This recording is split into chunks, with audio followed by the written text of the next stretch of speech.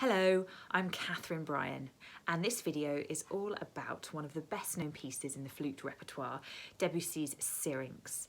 I love this piece and I'd love to share with you some of my ideas and tips on how to get the most out of this wonderful piece. For me, this piece is based around pathos. So the piece is about Pan, the amorous god Pan, who was pursuing the nymph Syrinx, and she was really escaping his advances by being turned into a reed. But basically what we need to know for this piece is that it's based on sadness, Pan's sadness at losing his love, Syrinx. We can bring that character into the sound and colour that we're choosing to use, and definitely in the emotional quality of the piece it's really important to harness that feeling of pain and yearning. It's easy to play this piece very rubato, and whilst I think it definitely should have a feeling of improvisation to it, I like to play it relatively strictly in tempo, in terms of the pulse anyway. Within the beats you can be a little bit more fluid, but I think it's nice to keep the pulse relatively strict.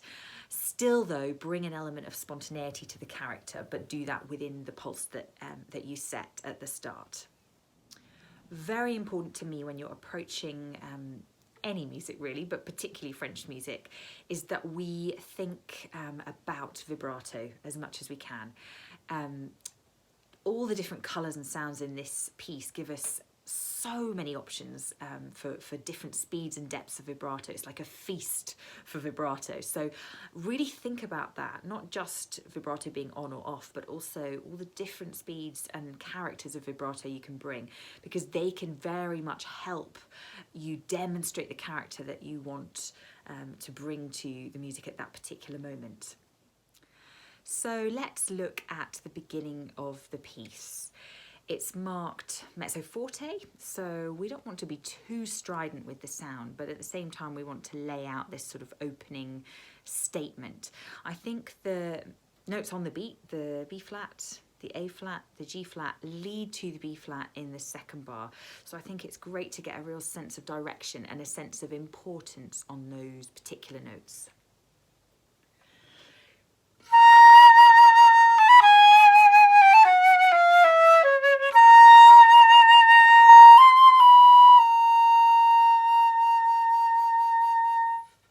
And a lovely diminuendo on the B flat, almost leading us to nothing really.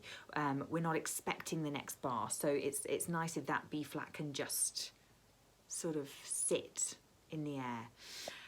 The third bar, in my mind, should be slightly different to the first bar. We don't want to just regurgitate exactly the same thing. So I think it's nice if perhaps the vibrato can be slightly different, or the colour, or the tempo of the fast notes. You know, there's so many options here, but I would try something like this.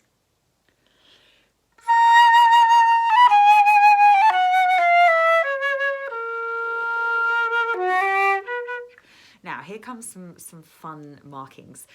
In bars 4 and 5 we have this crescendo up, and then a drop to piano, and then a crescendo again, and then another drop to piano, and then a crescendo and no drop. So it's great if we can bring out all of that as clearly as possible.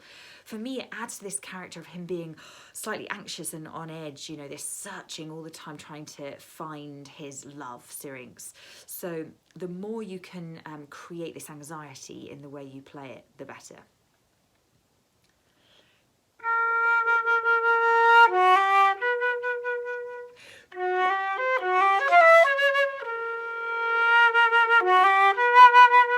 Again, I'm using quite a fast vibrato there because it adds to that feeling of being on edge. So I think experiment, but that's kind of a nice way to go. Now, when we get to bar 9, we have the tune again from the start, but this time an octave lower. So definitely here, find something new in terms of your colour. So for me, it's darker. I think again, it's just a little bit unsure in terms of his feeling and character. So perhaps a very sort of shimmery light vibrato in the sound to give that sort of nervous feeling.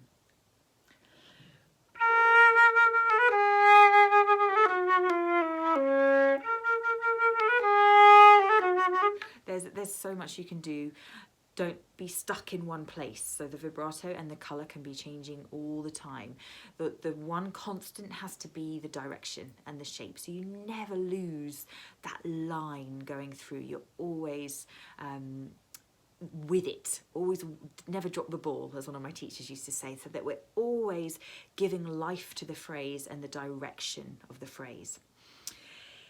Into bar 13, there's this wonderful moment where we go up to the A natural, which is not perhaps what we're expecting because we've not been in that sort of sound world. We've been lower up until that point. This is the highest point of this new section. So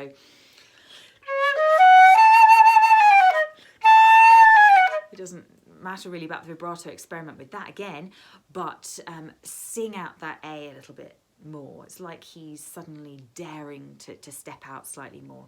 Then immediately at the end of the bar, it's like he gives up again. So we have this diminuendo back to something much more secretive and personal. Then we come to what I refer to as Pan's sighing. It's a beautiful moment.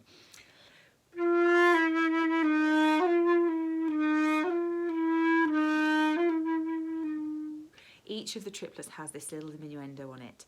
And then we're something fresh again in the rubato bar.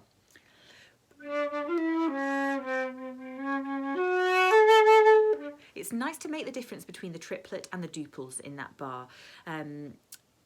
You can let the end of the bar push forward a bit as it is marked rubato, but I think he wouldn't have marked triplet and then duplets if he didn't want to hear the difference in that rhythm. So I would be as clear as you can with that. Same in the 2 bars later in the triplet figure. So the triplet can run forward and then the duple hold back until you have the crescendo and you want to just let it sail into the next bar. The sun comes out a few bars later in bar 19 when we go up to this E flat. It's such a sort of hopeful moment, much more hopeful than we've had in the previous bars. I'm just going to play that so you can hear how you can change the colour there to show that character change.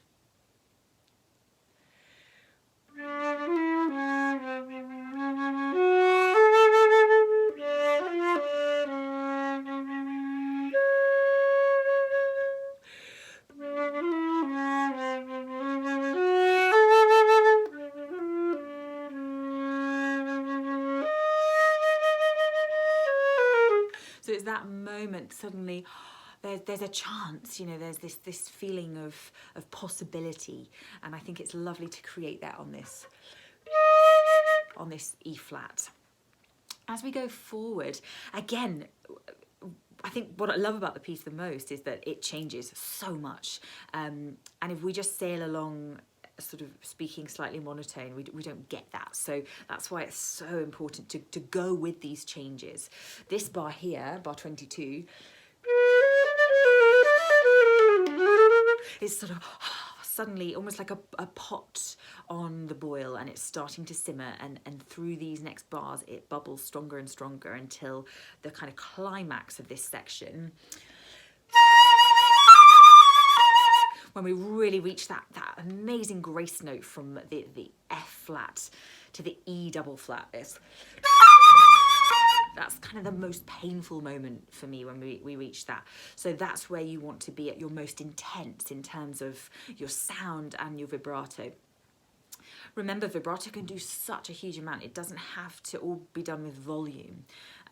You know, it's only mezzo forte at the start of bar 26 with a crescendo, but the crescendo doesn't need to go to sort of 3 Fs or anything too brash. It can be forte, but with intensity. The last 7 or 8 bars of the piece, for me, he's gradually losing hope as we go through this. There are brief moments of wishing that things were different. I think that's shown particularly in bars 29 and 30 with this crescendo diminuendo. So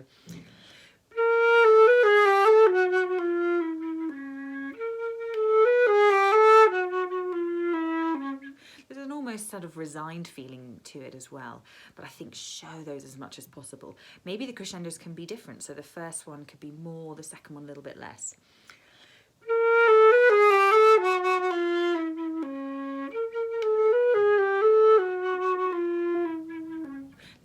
so many possibilities. I think the important thing is to squeeze the piece like a sponge, so you really are bringing out every detail. A marking that I'm often asked about is this little accent in the penultimate bar, and I think there are lots of different ways of interpreting this, so this is just my take on it. I like to keep the last B very still until the point where we have the little accent, and then I just give a little sting to the note, almost like the final pain shooting through the heart of the loss of a love, and I think it's nice to bring that out, maybe just with a little bit of vibrato. It doesn't need to be a huge accent, because I think that would spoil the atmosphere at the end. So let's try this.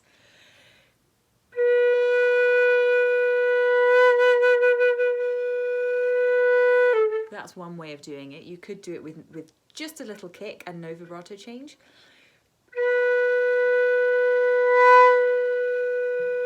So we have something generally more still, but with that little just reference to the accent in the penultimate bar. The marking here is très retenu for the last two bars, and perdendossi, so dying away to nothing. I like to take a lot of time in this penultimate bar, because I think it really is almost like when the piece finishes, his connection to Syrinx is ended.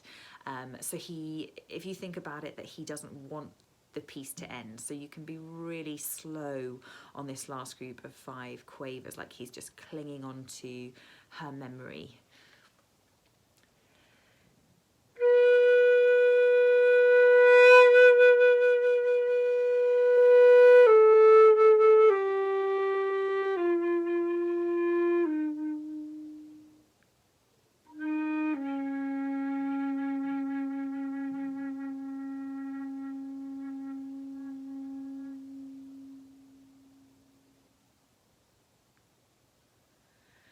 And the last note really is as long as you can.